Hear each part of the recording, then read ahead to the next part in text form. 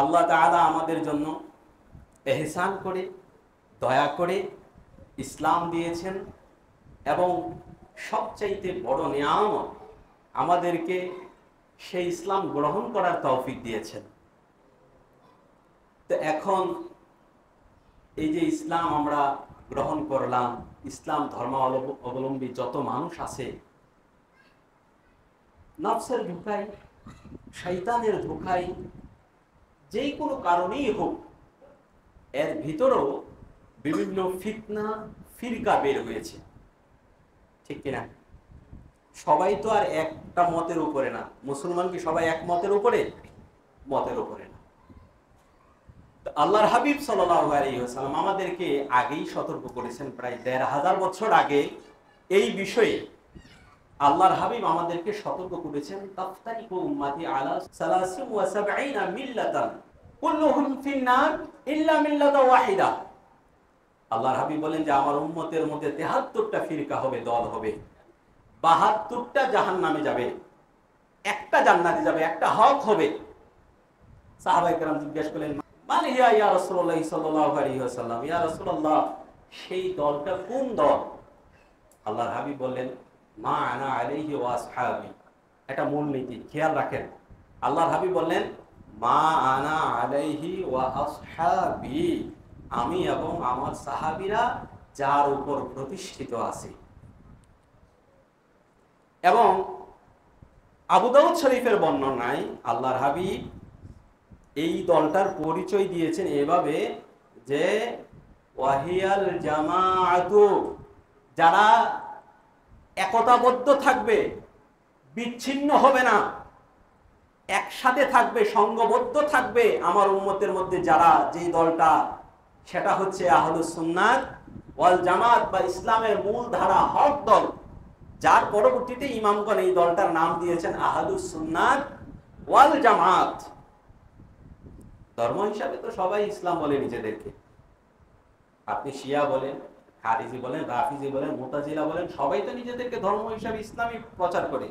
তো এই ফিরকার মধ্যে মূল ধারার যেটা, আল্লাহর হাবিব দুইটা আমাদেরকে উসুল দিয়েছেন। একটা হলো আল্লাহর হাবিব এবং সাহাবীরা থাকবে যেই মত পথের উপরে, এটা হক। দ্বিতীয় আরেকটা উসুল দিয়েছেন যে জামাত, একতাবদ্ধ, বিচ্ছিন্ন না। তো এই দলটাকেই বলা হয় আহলুস সুন্নাত ওয়াল জামাত। তো আমরা যদি বিচ্ছিন্ন দল দেখতে পাই, যে কারা বিচ্ছিন্ন হয়ে গিয়েছে, সাহাবায়ে কেরামদেরকে ছেড়ে কারা চলে গিয়েছে, যদি আমরা এটা দেখতে পাই, তাহলে আমাদের সামনে পরিষ্কার হয়ে যায় হক না হক কারা, এটা পরিষ্কার হয়ে যায়। তো এই ইসলামের মধ্যেই আহলুস সুন্নাত ওয়াল জামাত ছাড়াও আরো বিভিন্ন ফিরকা আছে, ৭২টা ফিরকা আছে। এর মধ্যে একটা হচ্ছে রাফিজি বা শিয়া। রাফিজি বা শিয়ারা এটা সাহাবায়ে কেরামদের সময়ই, বিশেষ করে উসমান রাদিয়াল্লাহু তাআলা আনহু হত্যা পরবর্তী সময়ই এই দলের আত্মপ্রকাশ। তাহলে সাহাবায়ে কেরাম থাকতেই তাদের আত্মপ্রকাশ ঘটেছে এবং ব্যাপক হারে আত্মপ্রকাশ হয়েছে কারবালার পরে।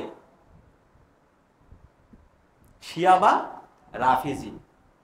তো এখন এই শিয়া বা রাফিজিদের আগে, শিয়া বা রাফিজিদের আগে ব্যাপকভাবে আরো একটা দল প্রতিষ্ঠিত হয়েছে, এটা হচ্ছে খারিজি। এই দলের নাম কি? খারিজি। তখন সাহাবায়ে কেরাম ছিল। তো এরা নাহক হওয়ার সবচেয়ে বড় কারণ যেটা, সেটা হচ্ছে এরা বিচ্ছিন্ন দল। এরা বিচ্ছিন্ন দল, সাহাবায়ে কেরামদেরকে অস্বীকার করে এরা বের হয়ে গিয়েছে। আহলুস সুন্নাত ওয়াল জামাত বিচ্ছিন্ন নয়, মূল ধারা। বাতিল ফিরকা সবগুলো বিচ্ছিন্ন, সবগুলো বিচ্ছিন্ন। তো আমি আপনাদের সামনে শিয়াদের একটু পরিচয় দেই, তাহলে আপনারা বিষয়টা অনুধাবন করতে পারবেন যে যদিও তারা দাবি করে যে মুসলমান, এদের সাথে যে আমাদের ন্যূনতম কোনো সম্পর্ক নাই, এই বিষয়টা আপনারা অনুধাবন করতে পারবেন। প্রিয় হাজিরিন, ওদের সাথে আমাদের কোনো কিছুতেই মিল নাই, বাস এরা দাবি করে মুসলমান, এতটুকুই। ওদের কালেমা আর আমাদের কালেমা এক না। আমাদের কালেমা যদি মূল বিষয়টা আমরা ধরি, তাহলে আশহাদু আল্লা ইলাহা ইল্লাল্লাহু ওয়াহদাহু লা শারীকা লাহু ওয়া আশহাদু আন্না মুহাম্মাদান আবদুহু ওয়া রাসূলুহু, বা আরো সংক্ষিপ্ত করলে লা ইলাহা ইল্লাল্লাহ মুহাম্মাদুর রাসূলুল্লাহ। তো এই যে দেখেন, এটা হচ্ছে আমাদের কালিমা। আর এদের কালেমা হচ্ছে লা ইলাহা ইল্লাল্লাহ মুহাম্মাদুর রাসূলুল্লাহ ওয়া আলিয়ুন ওয়াসিউল্লাহ ওয়া ওয়াসিউন রাসূলিল্লাহ ওয়া খলিফাতুহু বিলা ফাসলিন। আরেক বর্ণনায় হচ্ছে লা ইলাহা ইল্লাল্লাহ মুহাম্মাদুর রাসূলুল্লাহ ওয়া আলিয়ুন খলিফাতুল্লাহ। বলেন এদের কালেমা আমাদের কালেমা এক? এদের কালেমা আমাদের কালেমা এক না। এদের নামাজের ধরন আমাদের নামাজের ধরন এক না। আমরা তো যে কোনো জায়গার মধ্যে নামাজ পড়তে পারি, যে কোনো জায়গায় পবিত্র হলেই চলে। আর এরা নামাজ পড়ার সময় আপনার একটা মাটির একটা টুকরা রাখে, এটা এটা মনে ইটের মতো বানিয়ে ফেলছে আর কি পুড়ে। এটা ছাড়া নামাজ পড়লে এদের নামাজ নাকি হয় না। এটা কারবালার মাটি, এরা মনে করে কারবালার মাটি একমাত্র পবিত্র, আর বাদ বাকি সব মাটি হচ্ছে অপবিত্র। তো এদের নামাজ আমাদের নামাজের ধরন এক না। আমাদের কোরআনের সাথে এদের কোরআন, এরা দাবি করে আমাদের এই কোরআন থেকে অনেক আয়াত অনেক সূরা বাদ দেওয়া হয়েছে। এদের কোরআনের পরিধি আরো বড়। এদের কোরআনের মধ্যে সূরাতুল বেলায়াত নামক সূরা আছে।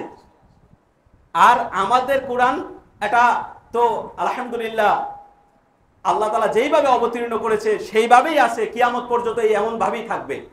কোনো ধরনের পরিবর্তন পরিমার্জন হবে এটা কল্পনাও করা যায় না। আমাদের হাদিসের যে কিতাব, এদের হাদিসের কিতাব এক নয়। আমাদের হাদিস আপনারা জানেন, আমাদের আহলুস সুন্নাত ওয়াল জামাতের হাদিস সিয়াসিত্তা হাদিস আছে, এছাড়াও আরো আমাদের হাদিস গ্রন্থ আছে। কিন্তু আমাদের হাদিসগুলোকে এরা অস্বীকার করে, আমাদের এই হাদিস কিতাবগুলো এরা মানে না। এদের আলাদা হাদিস আছে, আপনার জামিউল কাফি, উসুলে কাফি, তাহজিব আলাল আহকাম, নাহজুল বালাগা ইত্যাদি এদের হাদিস গ্রন্থ। তো আমাদের কালেমার সাথে এদের কালেমার মিল নাই, আমাদের নামাজের সাথে এদের নামাজের মিল নাই, আমাদের আকাইদের সাথে এদের আকাইদের মিল নাই, আমাদের কোরআনের সাথে তাদের কোরআনের মিল নাই, আমাদের হাদিসের সাথে তাদের হাদিসের মিল নাই, আমাদের ইমামদের সাথে তাদের ইমামদের মিল নাই, আমাদের ফিকহের সাথে তাদের ফিকহের মিল নাই, আমাদের উসুলের সাথে তাদের উসুলের মিল নাই। এবং সবচাইতে ভয়ঙ্কর যে বিষয়টা হচ্ছে সেটা হচ্ছে তারা তিনজন সাহাবী ছাড়া বাদ বাকি সমস্ত সাহাবীকে কাফের হিসাবে জানে।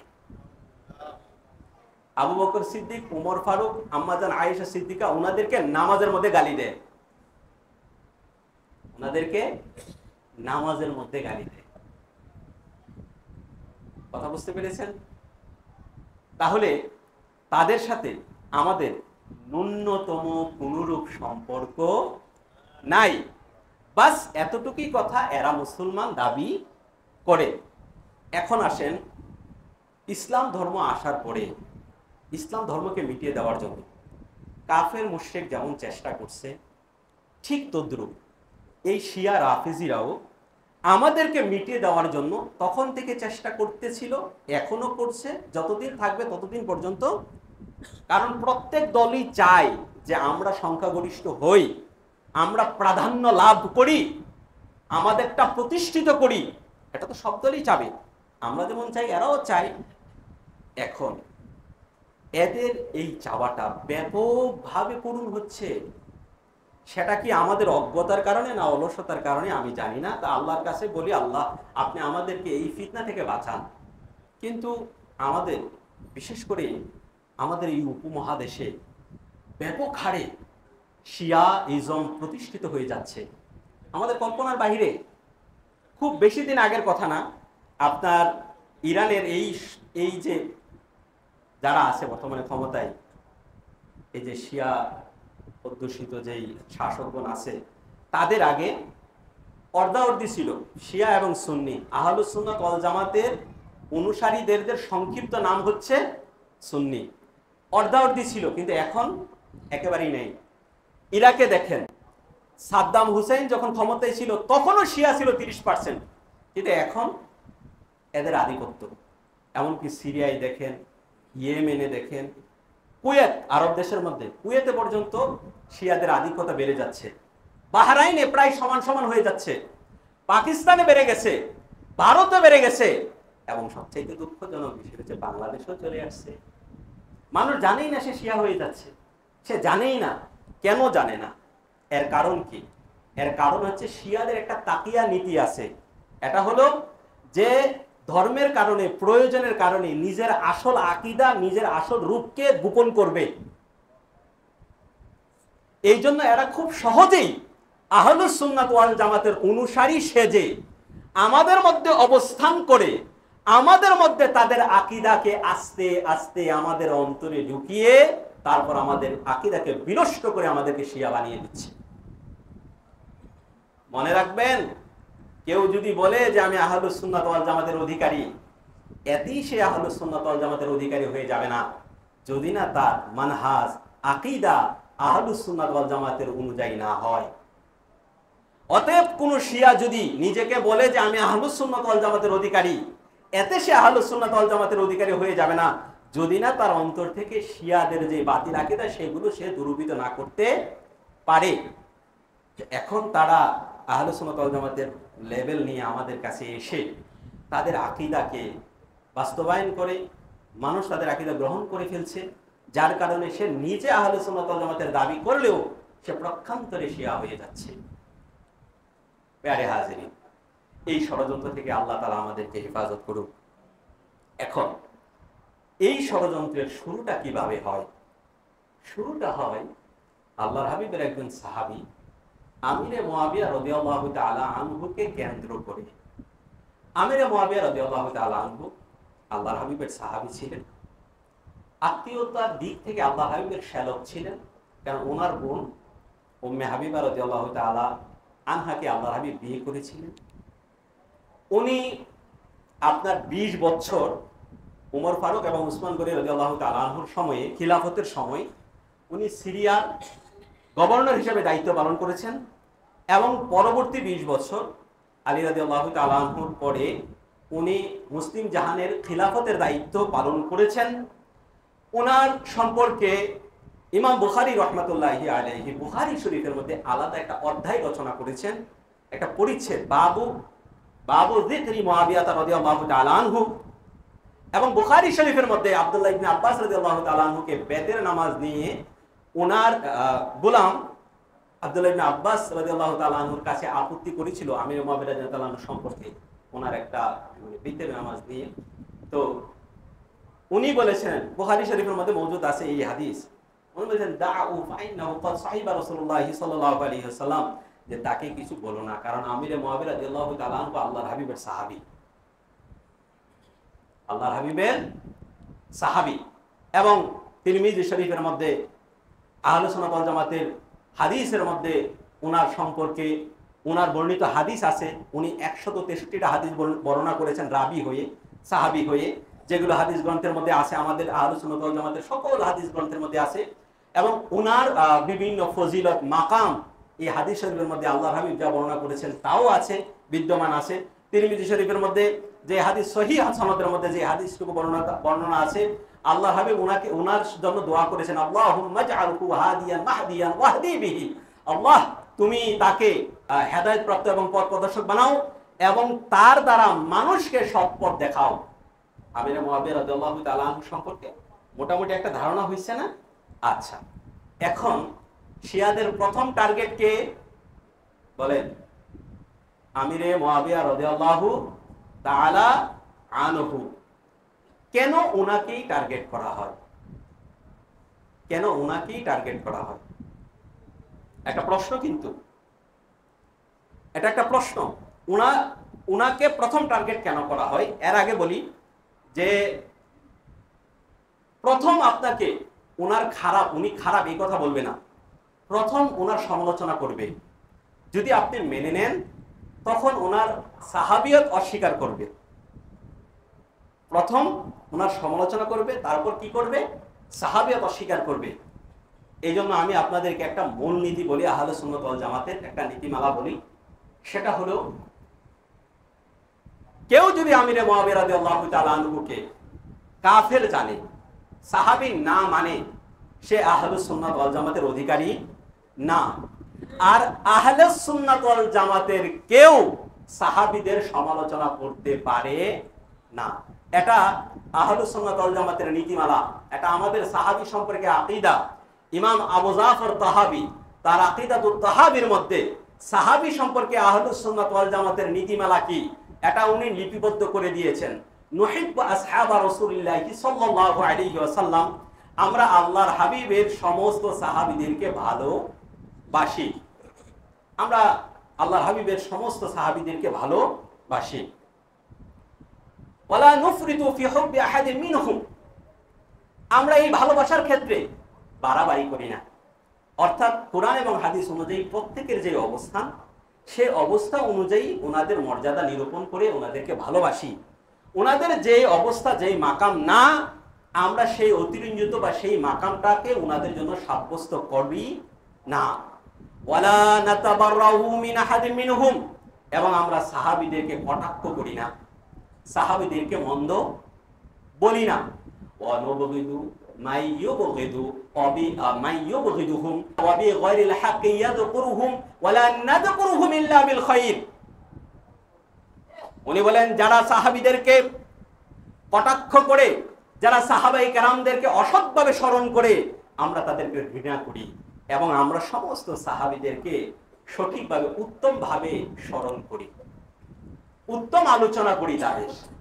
তাহলে আহলুস সুন্নাত ওয়াল জামাতের নীতিমালা হচ্ছে, কেউ যদি মুআবিয়া রাদিয়াল্লাহু তাআলা আনহুকে সাহাবী না মানে, সে আহলুস সুন্নাত ওয়াল জামাতের অধিকারী না। আর আহলুস সুন্নাত ওয়াল জামাতের অধিকারী কেউ সাহাবীদের সমালোচনা বা মন্দ কথা বলে না। এবার আসেন যে এরা আমির মুআবিয়া রাদিয়াল্লাহু তাআলা আনহুকেই কেন টার্গেট করে। এর পিছনে আমি তিনটা কারণ খুঁজে পেয়েছি। ছোটখাটো আরো কারণ থাকতে পারে, বড় কারণ তিনটা। এর মধ্যে প্রথম হলো, তুলনামূলকভাবে ওনার মর্যাদা সাহাবায়ে কেরাম, আমরা পরিচিত সাহাবী যারা আছে ওনার থেকে কম এবং একটু অপরিচিত। এরা যদি প্রথমেই আপনার কাছে আয়েশা বলে যে আবু বকর সিদ্দিক রাদিয়াল্লাহু তাআলা আনহু কাফের, আপনি মানবেন? যদি এরা প্রথম আয়েশা বলতো আয়েশা সিদ্দিকা রাদিয়াল্লাহু তাআলা আনহা উনি জাহান্নামী, আপনি মানবেন? উমর ফারুক উসমান গনিকে যদি কাফের বলতো, আপনি মানবেন? মানবেন না।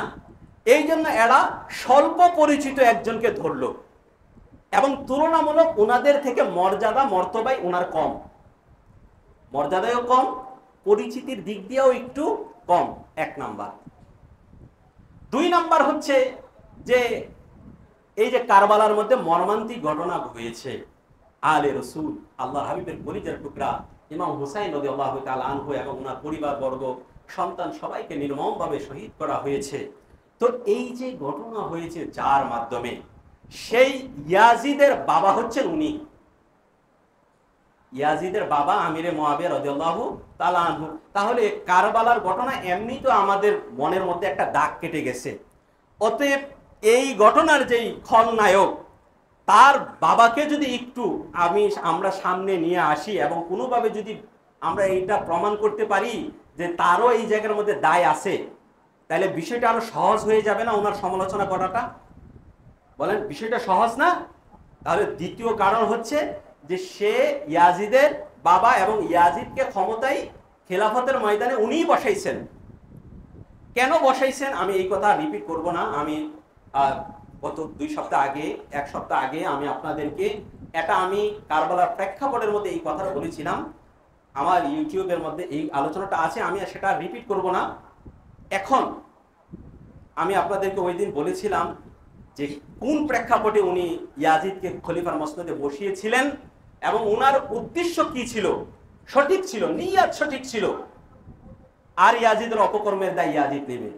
এর জন্য সন্তানের জন্য বাবাকে দায়ী করা যাবে না। তাহলে প্রথম কথা হলো তুলনামূলক সাহাবী হিসেবে উনি একটু অপরিচিত। 2 নাম্বার বিষয় হচ্ছে ইয়াজিদের বাবা হচ্ছে আমির মুআবিয়া রাদিয়াল্লাহু তাআলা আনহু। আর 3 নাম্বার এবং সবচেয়ে বড় যে টার্গেটের মূল কারণ যেটা মানুষের সামনে উপস্থাপন করে, সেটা হচ্ছে যে উনি আলী রাদিয়াল্লাহু তাআলা আনহুর বিরুদ্ধে যুদ্ধ করেছিলেন। উনি আলী রাদিয়াল্লাহু তাআলা আনহুর বিরুদ্ধে যুদ্ধ করেছিলেন। এটা হচ্ছে 3টা কারণের মধ্যে যেই কারণটা দিয়ে সর্বপ্রথম মানুষের কাছে ওনার সমালোচনা করবে, এটা হচ্ছে সেই কারণ যে উনি আলী রাদিয়াল্লাহু তাআলা আনহুর বিরুদ্ধে যুদ্ধ করেছিলেন। উসমান গনি রাদিয়াল্লাহু তাআলা আনহুর বিষয়ে আলোচনার সময় আপনাদেরকে বলেছিলাম যে উসমান গনি রাদিয়াল্লাহু তাআলা আনহুকে কিভাবে শহীদ করা হয়েছিল।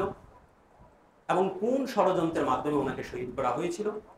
তাহলে এই যে আব্দুল্লাহ ইবনে সাবা যে ইয়াহুদি ছিল, মুসলমান ভেষ ধারণ করে মুসলমানদের মধ্যে ফিতনা বিশৃঙ্খলা লাগিয়ে ইসলামী সালতানাতকে টুকরো টুকরো করার জন্য, মুসলমানদের শক্তিকে বিনাশ করার জন্য যেই মহা ভয়ঙ্কর ষড়যন্ত্র করেছিল, সেই ষড়যন্ত্রের ফলেই উসমান গনি রাদিয়াল্লাহু তাআলা আনহুর মর্মান্তিক শাহাদাত হয়েছিল।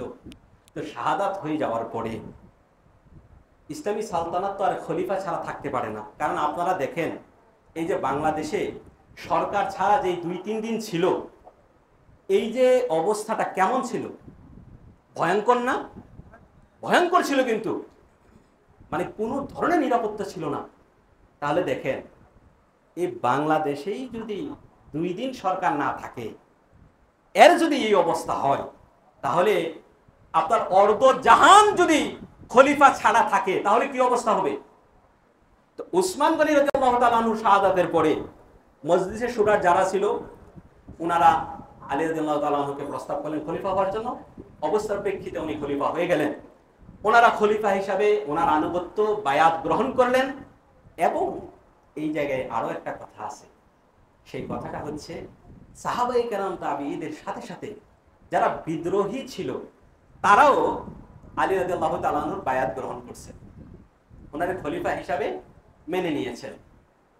অধিকাংশ সাহাবী ছিলেন হজের মধ্যে, প্রায় অনেক সাহাবী হজের মধ্যে ছিল। বিশেষ করে আম্মা জান আয়েশা সিদ্দিকা, তালহা রাদিয়াল্লাহু তাআলা আনহু, আব্দুল্লাহ ইবনে জুবাইর ইবনে আওয়াম রাদিয়াল্লাহু তাআলা আনহু, জুবাইর ইবনে আওয়াম রাদিয়াল্লাহু তাআলা আনহু এবং তালহা রাদিয়াল্লাহু তাআলা আনহু, ওনারা দুইজন কিন্তু জান্নাতের সুসংবাদ প্রাপ্ত 10 জন সাহাবীর মধ্যে 2 জন।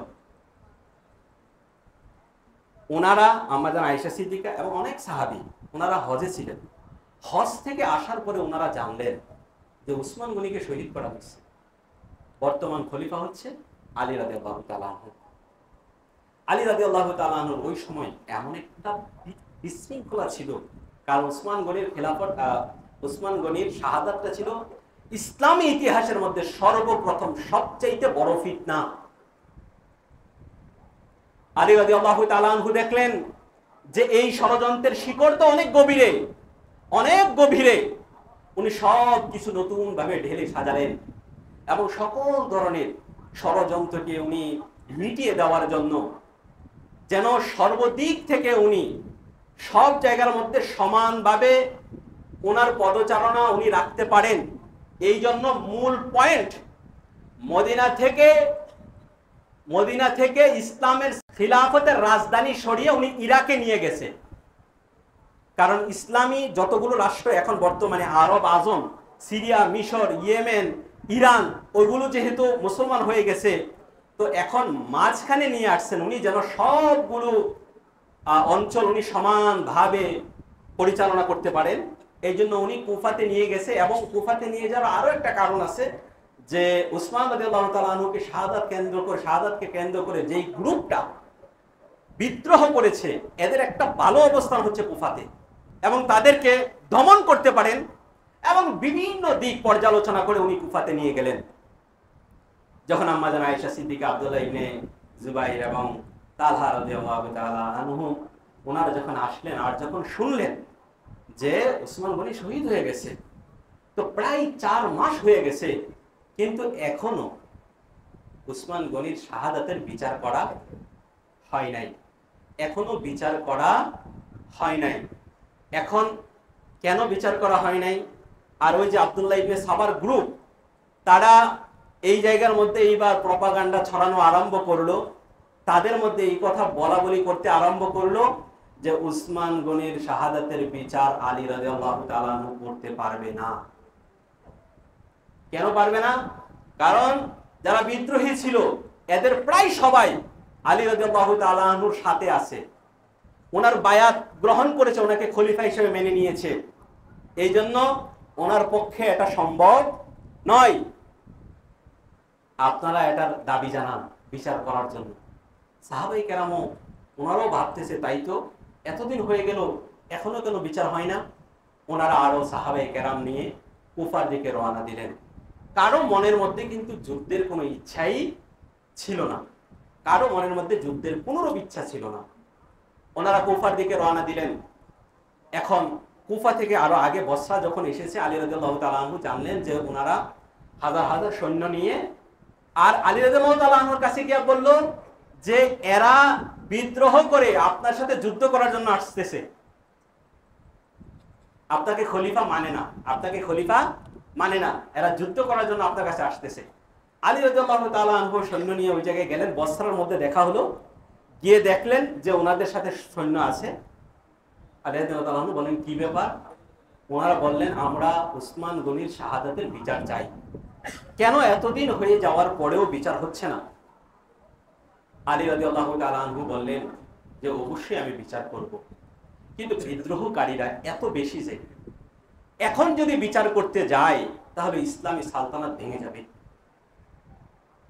ইসলামী সাম্রাজ্য ভেঙে যাবে, এই জন্য আমি বিচার করতে পারতেছি না। তো প্রত্যেকের কাছেই কিন্তু মানে যথাযথ দলিল যুক্তি ছিল, প্রত্যেকের কাছেই যথাযথ যুক্তি ছিল। তো এই বিষয়ে কি করা যায়, এই বিষয়ে কি করা যায়, এই বিষয় নিয়ে আলাপচারিতা করতেছে ওনারা, যেন একটা সুন্দর সমাধান আসে। রাত হয়ে গেল, যখন এই বিদ্রোহ গ্রুপ মনে করতেছে যদি একটা সমাধানে চলে আসে তাহলে তো আমাদের বিচার শুরু হয়ে যাবে, তাহলে আমাদের বিচার শুরু হয়ে যাবে, তাহলে আমরা যে ষড়যন্ত্র করতেছি ওই ষড়যন্ত্র শেষ হয়ে যাবে। এই জন্য এরা কি করছে জানেন? রাতের বেলা উভয়ের তাঁবুর মধ্যে হামলা করছে। আলী রাদিয়াল্লাহু তাআলা আনহু ওনার সৈন্যদের তাঁবুতে হামলা করছে, আয়েশা সিদ্দিকা রাদিয়াল্লাহু তাআলা আনহা এবং আব্দুল্লাহ ইবনে তালহা, জুবাইর রাদিয়াল্লাহু তাআলা আনহুমা ওনাদের তাঁবুতে হামলা করছে। এখন এরা মনে করছে যে এক পক্ষ আরেক পক্ষকে দোষারোপ করছে, যেই সমাধান হওয়ার কথা ছিল সেটা নস্যাৎ হয়ে গেছে। সকালবেলা একে অপরের বিরুদ্ধে যুদ্ধ করতে আরম্ভ করল। এই যে দ্বিতীয় ফিতনা, এই যুদ্ধকে বলা হয় আপনার জঙ্গে জামাল, উষ্টের যুদ্ধ। যেহেতু আমাদের আয়েশা সিদ্দিকা উটের উপর উঠে এই যুদ্ধ নিয়ন্ত্রণ করেছিলেন, এই জন্য এটাকে উষ্টের যুদ্ধ বলা হয়। তো আম্মাজান আয়েশা সিদ্দিকা রাদিয়াল্লাহু তাআলা আনহা ওনাদের যারা এসেছিলেন তারা পরাজিত হয়েছে। আমাদের আয়েশা সিদ্দিকাকে সম্মানের সাথে মদিনাতে ফেরত দেওয়া হয়েছে, কিন্তু ঝামেলা শেষ হয় নাই, ঝামেলা শেষ হয় নাই, বাড়তেছে। ওই যে সিরিয়ার মধ্যে গভর্নর ছিল মুআবিয়া রাদিয়াল্লাহু তাআলা আনহু, এইবার এই দাবি উনি আরম্ভ করলেন ওই জায়গা থেকে যে আপনি, কারণ যোগাযোগ ব্যবস্থাও তো খারাপ ছিল, আর নিজেদের মধ্যেও তো কোনো না কোনো যুক্তি আছে, আর ফিতনা তো শুরু, অবৈধ দলের মধ্যে তো তারা ফিতনা ছড়াচ্ছেই, বিভিন্ন কথা বলতেছেই। তো আমির মুআবিয়া রাদিয়াল্লাহু তাআলা আনহু ভাবতেছে কি ব্যাপার, উনি একই তো বিচার করে নাই, আবার উপরন্ত যারা বিচার চাইতে আসছিল তাদেরকে হত্যা করছে। এবার উনি বিদ্রোহ করে বসলো যে আমি, মুআবিয়া রাদিয়াল্লাহু তাআলা আনহু বললেন যে আমি উসমান গনির শাহাদাতের হত্যার বিচার চাই, হয় আপনি বিচার করেন নতুবা তাদেরকে, অপরাধীদেরকে আমাদের কাছে দিয়ে দেন। একই কথা সিফিন নামক জায়গার মধ্যে ওনার সৈন্য এবং আলী রাদিয়াল্লাহু তাআলা আনহুর সৈন্য একত্রিত হয়ে গেছে, সে একই বিষয় আবারও ওনারা যখন চাইছিল যেন মুসলমানের রক্তপাত না হোক, মুসলমানের মধ্যে রক্তপাত না হোক, এটা যখন চেয়েছিল, কিন্তু ওই যে একটা গ্রুপ আছে এরা তো চায় না, এরা তো চাবে না, এরা তো ফিতনা জারি রাখবে। আপনি সবচাইতে অবাক করা বিষয় হচ্ছে কি জানেন, একটা পর্যায়ে সন্ধির জন্য রাজি হয়ে গিয়েছিলেন উভয় পক্ষ, যে সমাধান হয়ে যাবে। আমর ইবনে আস আমিরে মুআবিয়া রাদিয়াল্লাহু তাআলা আনহুর পক্ষ থেকে উনি আসলেন, আর আবু মুসা আশআরী আলী রাদিয়াল্লাহু তাআলা আনহুর পক্ষ থেকে আসলেন। ওনারা দুইজন পরামর্শ করে সিদ্ধান্ত নেবেন, দুই পক্ষ থেকে দুইজন আসলেন। যখন দেখতেছে ওই বিদ্রোহ গোষ্ঠী যখন দেখতেছে যে সমাধান মনে হয়ে যাবে, এর ভিতরে আলী রাদিয়াল্লাহু তাআলা আনহুর সৈন্য থেকে একটা দল এই যে সন্ধি হয়ে যাচ্ছে এই জায়গায় এরা বিদ্রোহ করে বসলো। এরা বললো সন্ধি আমরা মানি না, সন্ধি হবে না, যুদ্ধ চলবে। এবং এই যুদ্ধ যে চলবে এটাকে এরা কোরআনের আয়াত দ্বারা দলিল দিল যে যুদ্ধই করতে হবে, সন্ধি করা যাবে না। وَإِن طَائِفَتَانِ مِنَ الْمُؤْمِنِينَ اقْتَتَلُوا فَأَصْلِحُوا بَيْنَهُمَا فَإِن بَغَتْ إِحْدَاهُمَا عَلَى الْأُخْرَى فَقَاتِلُوا الَّتِي تَبْغِي حَتَّى تَفِيءَ إِلَى أَمْرِ اللَّهِ। কুরআনুল কারীমের আয়াত এরা উপস্থাপন করলো। এই দল বলতেছে, আল্লাহ তাআলা বলে তোমাদের মুমিনদের মধ্যে যখন দুই গ্রুপ যুদ্ধ করে তোমরা এটার মধ্যে মীমাংসা করে দাও, আর যদি এক পক্ষ সীমালঙ্ঘন করে তাহলে ততক্ষণ পর্যন্ত যুদ্ধ করো যতক্ষণ না তারা আল্লাহর দিকে ফিরে আসতেছে। এই জন্য খারিজিরা, তাদের পরবর্তী নাম হয়েছে খারিজি, এটা একটা ফিরকা। এরা আলী রাদিয়াল্লাহু তাআলা আনহুর পক্ষ থেকে একটা গ্রুপ, উনার সৈন্য থেকে এরা বিদ্রোহ করে বসলো যে না, আমরা সন্ধি মানি না, যুদ্ধ হবে। কারণ এরা সীমালঙ্ঘন করেছে। আল্লাহ তাআলা বলেছে তারা যতক্ষণ পর্যন্ত না আল্লাহর পথে ফিরে আসবে, আপনার আনুগত্য স্বীকার না করবে, ততক্ষণ পর্যন্ত যুদ্ধ করতে হবে তাদের সাথে, সন্ধি হবে না। সন্ধি হবে না, কারো কোনো পরামর্শ হবে না। ইনিল হুকমু ইল্লা লিল্লাহ, একমাত্র আল্লাহর হুকুম চলবে। কারে কয়? আলী রাদিয়াল্লাহু তাআলা আনহু বলে এরা সন্ধি কেন হবে এই জন্য বের হয়ে গেছে। তাহলে এরা কি সাহাবীদের সাথে আছে না বিচ্ছিন্ন হয়ে গেছে? এটা নাহক দল, এই দলের নাম খারিজি। সাহাবায়ে কেরামদের সময়ই দুইটা ইসলাম থেকে বিচ্ছিন্ন দল বের হয়েছে, যারা দাবি করে মুসলমান কিন্তু এরা আসলে প্রকৃতপক্ষে মূল দলে নাই। খারিজি বের হয়ে গেছে। আলী রাদিয়াল্লাহু তাআলা আনহু সমাধানের জন্য চাইছেন, কিন্তু এরপরও সমাধান হয় নাই। অত্যন্ত মর্মান্তিক বিষয় হচ্ছে যে উসমান গনি রাদিয়াল্লাহু তাআলা আনহুর শাহাদাতকে কেন্দ্র করে এই দুইটা যুদ্ধের মধ্যে প্রায় 1 লক্ষ মুসলমান ইন্তেকাল করেছে, প্রায় 1 লক্ষ। অত্যন্ত মর্মান্তিক এবং বেদনাদায়ক। প্যারে হাজেরিন, এখন আসেন আবার এই প্রেক্ষাপট বা এই ঘটনার দিকে আবার একটু ফিরে যাই। উনি আমিরে মুআবিয়া রাদিয়াল্লাহু তাআলা আনহু না বিদ্বেষ বশত আলী রাদিয়াল্লাহু তাআলা আনহুর সাথে যুদ্ধ করেছেন, না খিলাফতের জন্য যুদ্ধ করেছেন। যুদ্ধের উদ্দেশ্য কি ছিল বলেন? বিচার। যুদ্ধের উদ্দেশ্য কি ছিল? বিচার। তো এখন এটাকে কেন্দ্র করেই আমিরে মুআবিয়া রাদিয়াল্লাহু তাআলা আনহুকে বলা হয় যে দেখো, আমিরে মুআবিয়া রাদিয়াল্লাহু তাআলা আনহু আলী মুর্তজার বিরুদ্ধে যুদ্ধ করেছেন, উনি খুবই খারাপ। এবং যুদ্ধের বিভিন্ন প্রেক্ষাপটকে কেন্দ্র করে উনি মুসলমান সাহাবীকে শহীদ করেছে। দুটো দলের মধ্যে সাহাবী ছিল। এবং আরো একটা মজার বিষয় হচ্ছে, সাহাবীদের মধ্যে এমন একটা দল ছিল, ওনারা কোনো পক্ষের মধ্যে ছিলেন না। ওনারা চাইতেন যুদ্ধ না হোক। যুদ্ধ যখন হয়ে গেছে কোনো পক্ষের মধ্যে ওনারা ছিলেন না। তাহলে গ্রুপ মোট কয়টা? 3টা। আলী রাদিয়াল্লাহু তাআলা আনহুর পক্ষে অধিকাংশ সাহাবী ছিলেন, আমিরে মুআবিয়া রাদিয়াল্লাহু তাআলা আনহুর দলের মতো সাহাবায়ে কেরাম ছিলেন। তাহলে খিলাফত উদ্দেশ্য ছিল না, ওনার উদ্দেশ্য ছিল কি? উদ্দেশ্য ছিল বিচারকে কেন্দ্র করে। এখন এই বিষয়টা কেন্দ্র করেই ওনাকে খারাপ হিসাবে, প্রথম সমালোচনা, এরপরে কাফের হিসাবে সাব্যস্ত করবে। প্যারে হাজেরিন, আমি আপনাদেরকে বলে দিতে চাই, এই যে পৃথিবীর মধ্যে ইতিহাস আছে, ইতিহাস লেখা হয়েছে, এই ইতিহাসের সবাইকে মুসলমান। ইতিহাসবিদ কি সবাই মুসলমান? ইসলামী ইতিহাস যে লেখছে সবাই মুসলমান না। আপনি এই যুদ্ধগুলা নিয়ে ইউটিউবে সার্চ দেন, আপনি গুগলে সার্চ দেন, দেখবেন যাদের রেফারেন্স দেওয়া হচ্ছে এরা অধিকাংশ কাফের, ইহুদি খ্রিস্টান ইতিহাসবিদ, অথচ এরা মুসলমানদের ইতিহাস লিখছে। এই ইতিহাসবিদদের মধ্যে খারেজি আছে, রাফিজি আছে, শিয়া আছে, নাস্তিক আছে। এই যে লম্বা একটা প্রায় 4.5 বছর থেকে 5 বছর এতগুলো ঘটনা ঘটেছে, এত বড় বড় যুদ্ধ হয়েছে, এত বিশাল সুবিশাল ইতিহাস কারা লিখেছে, কোন প্রেক্ষাপটে লিখেছে, কোন দৃষ্টিকোণ থেকে লিখেছে? তাহলে আপনি কি ইতিহাস দিয়ে আমিরে মুআবিয়া এবং ওনার পক্ষে যারা ছিল তাদেরকে খারাপ সাব্যস্ত করতে পারবেন? বলেন সম্ভব আমাদের দ্বারা? আমাদের কি সেই যোগ্যতা আছে? তাহলে এই বিষয়টা থেকে সিদ্ধান্ত নেওয়ার জন্য যে কে অপরাধী কে অপরাধী না, ওনাদের আদলে কোনো অপরাধ হয়েছে কিনা এটা বোঝার জন্য আমাদেরকে ফিরে যেতে হবে ইমামদের কাছে। ইমামদের কাছে, মুজতাহিদদের কাছে। ওনারা হাকিম ছিলেন, ওনারা আদিল ছিলেন, ওনারা ন্যায় বিচারক ছিলেন, ওনারা ইসলামের যাবতীয় বিষয় সম্পর্কে পূর্ণ অবগত আছেন, ওনারা সকল বিষয় যাচাই বাছাই করে রায় দিতে পারতেন। তাহলে আমাদেরকে ফিরে যেতে হবে ইমামদের কাছে, যে আমাদের দেখতে হবে এই বিষয়গুলাকে নিয়ে ইমামগণ কি বলে। প্যারে হাজরিন, এর সমাধান আমাদের ইমামগণ করে গিয়েছেন।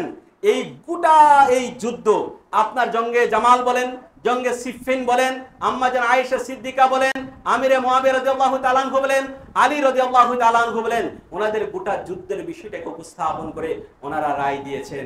এই রায়গুলো আপনি আমি যদি জানতে পারি, তাহলে ওয়াল্লাহি আল্লাহর কসম কোন শিয়া আমাদেরকে গোমরাহ করতে পারবে।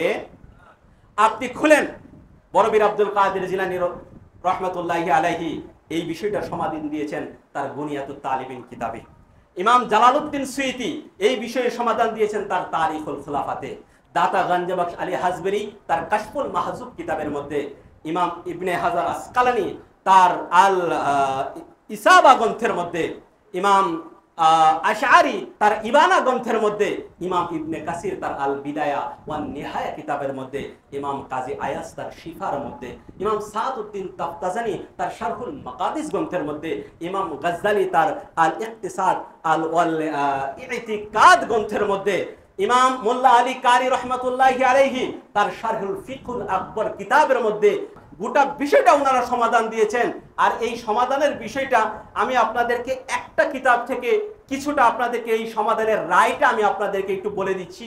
সেটা হচ্ছে ইমাম নববী রাহমাতুল্লাহি আলাইহি তার আল মিনহাজ শরহ মুসলিম কিতাবের মধ্যে এই বিষয়টাকে নিয়ে আলোকপাত করে যে সিদ্ধান্ত উপনীত হয়েছেন, উনি বলেন, ওয়া আম্মা মুআবিয়া রাদিয়াল্লাহু তাআলা আনহু ফাহুয়া মিনাল উদুলিল ফুদালাই ওয়া সাহাবাতিন নুজাবাই।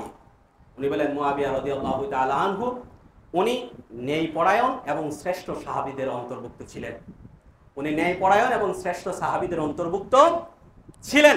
ওয়া আম্মাল হুরুবুল্লাতি জানাত কানাত লিকুল্লি তাইফাতিন শুবহাতু তাকাদা তাসনিবা আনফুসিহা বিসাবাবিহা। উনি বলেন ওনাদের মধ্যে যে যুদ্ধ হয়েছে উভয় পক্ষের মধ্যে অস্পষ্টতা ছিল। উভয় যুদ্ধের মধ্যে কি ছিল?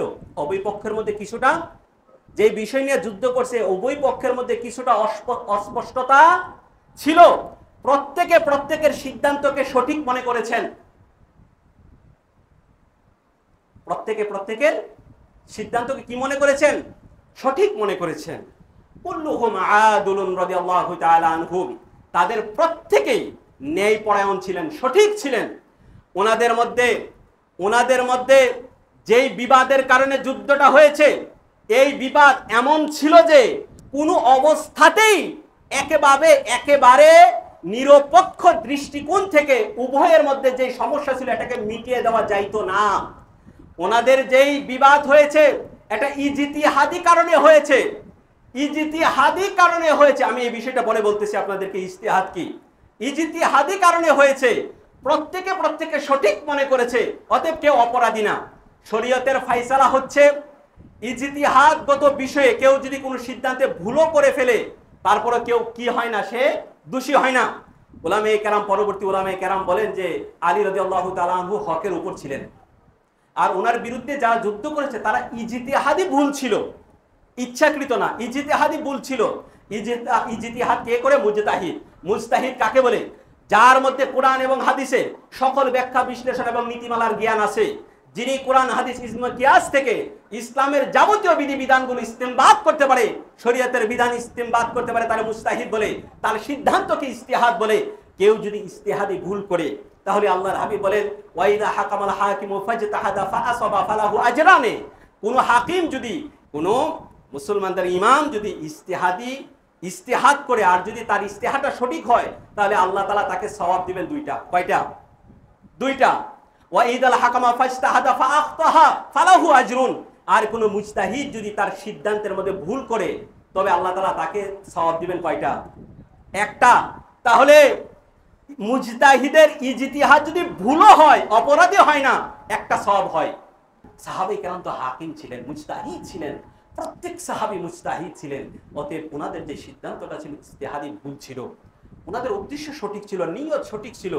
যথার্থ মনে করেছেন নিজের সিদ্ধান্তটাকে, এই জন্য কেউ অপরাধী না। কিন্তু এই গোটা বিষয়টাকে আরো রং চং দিয়ে ইতিহাসের বিভিন্ন পাতা আপনার সামনে তুলে প্রমাণ করবে যে তারা অপরাধী। মুসলমান মনে রাখবেন, আমিরে মুআবিয়া রাদিয়াল্লাহু তাআলা আনহু একজন মাত্র সাহাবী।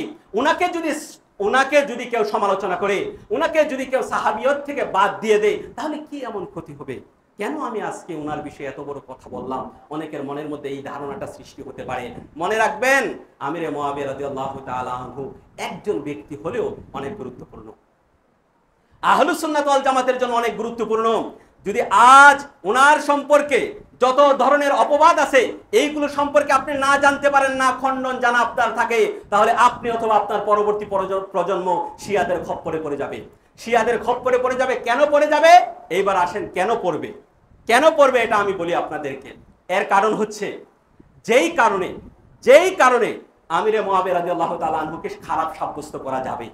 আলী রাদিয়াল্লাহু তাআলা আনহুর বিরুদ্ধে যুদ্ধ করছে, যেই কারণে খারাপ সাব্যস্ত করবে। এখন বলেন, আমিরে মুআবিয়া রাদিয়াল্লাহু তাআলা আনহুর সাথে যেই সমস্ত সাহাবায়ে কেরাম ছিল, এরা কি ওটু খারাপ হয়ে যাবে না? বলেন, যেই কারণে আমিরে মুআবিয়া রাদিয়াল্লাহু তাআলা আনহু খারাপ হয়ে যাবে, সাহাবীও থাকবে না, তাহলে আমিরে মুআবিয়া রাদিয়াল্লাহু তাআলা আনহু তো আর একা যুদ্ধ করছে না। একা যুদ্ধ করছে? একা যুদ্ধ করে নাই। তো একা যেহেতু যুদ্ধ করে নাই, তাহলে উনার সাথে যেই সমস্ত সাহাবী এবং তাবী ছিল তারা খারাপ হয়ে যাবে, তারা খারাপ হয়ে যাবে। দুই নম্বর কথায় আবার আসি, যেই যুদ্ধের কারণে আমিরে মুআবিয়া এবং উনার সাথে যারা ছিল তারা যদি খারাপ হয়ে যায়, তাহলে জঙ্গে জামাল করার কারণে আম্মা জান আয়েশা সিদ্দিকা এবং জান্নাতের সুসংবাদ প্রাপ্ত সাহাবী জুবায়ের এবং তালহা রাদিয়াল্লাহু তাআলা আনহুমা এবং উনাদের সাথে যে সমস্ত সাহাবায়ে কেরাম আছে, উনারা খারাপ হয়ে যাবে, উনাদেরকে খারাপ বানানো যাবে। যেই সূত্রে উনাদেরকে খারাপ বানানো যাবে, তাহলে যেই সমস্ত সাহাবায়ে কেরাম কোনো পক্ষের মধ্যে যুদ্ধে আসে নাই, উনাদেরকে খারাপ বানানো যাবে। উনাদেরকে যদি খারাপ বানানো যায়, তাহলে ঠিক এরই পরিপ্রেক্ষিতে যে আলী রাদিয়াল্লাহু তাআলা আনহুর এত সুমহান মর্যাদা, তাহলে তো প্রথম যে সাহাবায়ে কেরাম খেলাফতের মসনদে ছিল, উনারা জোর করে নিয়েছে। তাহলে উনাদেরকে খারাপ বানানো যাবে। আর উনাদেরকে যখন খারাপ বানানো যাবে, তাহলে আপনার কি আছে? আপনার আছে কি? আপনার আর কিছু নাই। এখন শুধু শিয়াইজম আছে, এখন শুধু শিয়াইজম আছে। এই জন্য আমিরে মুআবিয়া রাদিয়াল্লাহু তাআলা আনহু আমাদের জন্য অত্যন্ত গুরুত্বপূর্ণ একটা ব্যক্তি, অত্যন্ত গুরুত্বপূর্ণ একটা ব্যক্তি। আমি আপনাদেরকে প্রথম বলেছিলাম যে তাদের কিতাব আর আমাদের হাদিসের কিতাব এক না। এখন আমিরে মুআবিয়া রাদিয়াল্লাহু তাআলা আনহুকে যদি কাফের প্রমাণ করানো যায়, তাহলে একবার খেয়াল করে দেখেন, আমাদের আহলুস সুন্নাত ওয়াল জামাতের প্রত্যেকটা কিতাবের মধ্যে উনার শানে হাদিস আছে, উনার থেকে বর্ণিত হাদিস আছে। তাহলে এই হাদিসের কিতাবগুলোকে বাতিল বলা যাবে যে দেখো দেখো দেখো, এই হাদিসের কিতাবের মধ্যে কাফের গুণগান আছে, এই হাদিসের কিতাবের মধ্যে কাফের থেকে বর্ণিত হাদিস আছে।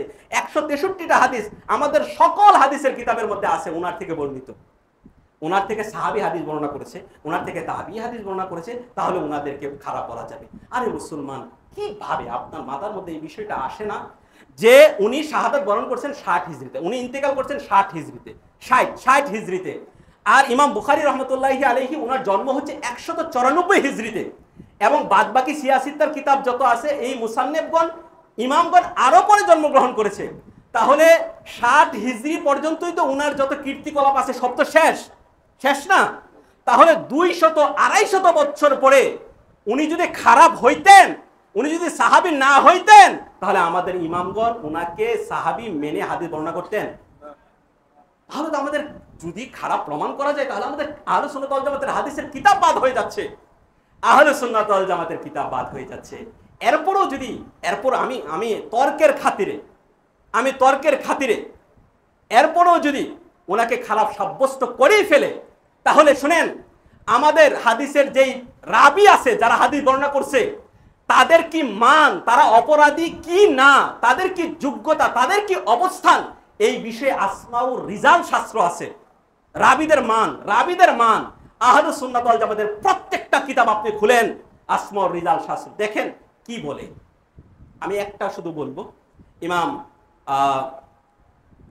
আইনি রহমতুল্লাহি আলাইহি তার যে আসমাউর রিজাল শাস্ত্রের কিতাব মাগানিল আখিয়ার, এর মধ্যে মুআবিয়া রাদিয়াল্লাহু তাআলা আনহুর যেই বর্ণনা, এর মধ্যে বর্ণনা দিতেছেন যে মুআবিয়া রাদিয়াল্লাহু তাআলা আনহু ইবনে আবি সুফিয়ান, উনি আবু সুফিয়ানের সন্তান মুআবিয়া রাদিয়াল্লাহু তাআলা আনহু। উনার একটা উপনাম ছিল আব্দুর রহমান আল খলিফাতু সাহাবিয়ুন আসলামা ক্বাবলাল ফাতহি ওয়া কাতাবাল ওয়াহিয়া। উনি বলতেছেন যে আমির মুআবিয়া রাদিয়াল্লাহু তাআলা আনহু ইসলামী সালতানাতের খলিফা ছিলেন, আল্লাহর হাবিবের সাহাবী ছিলেন, মক্কা বিজয়ের পূর্বে ইসলাম গ্রহণ করেছেন এবং উনি কাতিবে ওহী ছিলেন, উনি ওহী লেখকদের একজন ছিলেন। 20 বছর উনি খিলাফতের মসনদে খলিফা হিসেবে ছিলেন। ওনাকে খারাপ যদি বানাইতে পারে, প্রমাণ করতে পারে, তাহলে আমাদের সমস্ত আসমা ও রিজাল শাস্ত্রের কিতাব বাদ হয়ে যাবে। তা আছে কি আপনার? যার দৃষ্টিতে আপনি হাদিসের মান যাচাই করেন, সেই কিতাব যদি বাদ করতে পারে, আহলে সুন্নাত ওয়াল জামাতের কি আছে? উনি 20 বছর খিলাফতের মসনদে ছিলেন। ওনার কাছে সাহাবায়ে কেরাম বায়াত গ্রহণ করেছে, বিশেষ করে ইমাম হাসান রাদিয়াল্লাহু তাআলা আনহু ওনার সাথে সন্ধি করে বায়াত গ্রহণ করেছে। সাহাবায়ে কেরাম ওনার পিছনে নামাজ আদায় করেছে, ওনার পিছনে ওনার কথায় সাহাবায়ে কেরাম যুদ্ধের মধ্যে গিয়েছে। তাহলে ওনাকে খারাপ বানানো গেলে সবাইকে খারাপ বানানো যাবে। এই জন্যে আমিরে মুআবিয়া রাদিয়াল্লাহু তাআলা আনহু অত্যন্ত গুরুত্বপূর্ণ বিষয়। এই জন্য ইমামগণ, আমি শেষ করছি, এই কথাটা বলে আমি শেষ করছি। ইমামগণ বলেন যে একটা বাড়ির যদি একটা ঘরের যদি একটা ইট খুলে ফেলা হয়, তাহলে ঘরের যে গোপনীয়তা আছে তা প্রকাশ পেয়ে যায়, এবং একটা ইট খুলতে হলে বাকি ইটগুলো খোলা সহজ হয়ে যায়। ওনারা বলেন আমিরে মুআবিয়া রাদিয়াল্লাহু তাআলা আনহু সাহাবী নামক যেই ভিত্তি, এই ভিত্তির একটা ইটের নাম। অতএব এটা যদি কেউ খুলতে পারে, সাহাবীদের যে গোপনীয়তাটা প্রকাশ পেয়ে যাবে, মানুষ দলে দলে সাহাবীদের দোষ ধরা আরম্ভ করে দিবে এবং বাদ বাকি সাহাবীদের সমালোচনা করা সহজ হয়ে যাবে। এই জন্য আমির মুআবিয়া রাদিয়াল্লাহু তাআলা আনহু অত্যন্ত গুরুত্বপূর্ণ সাহাবী।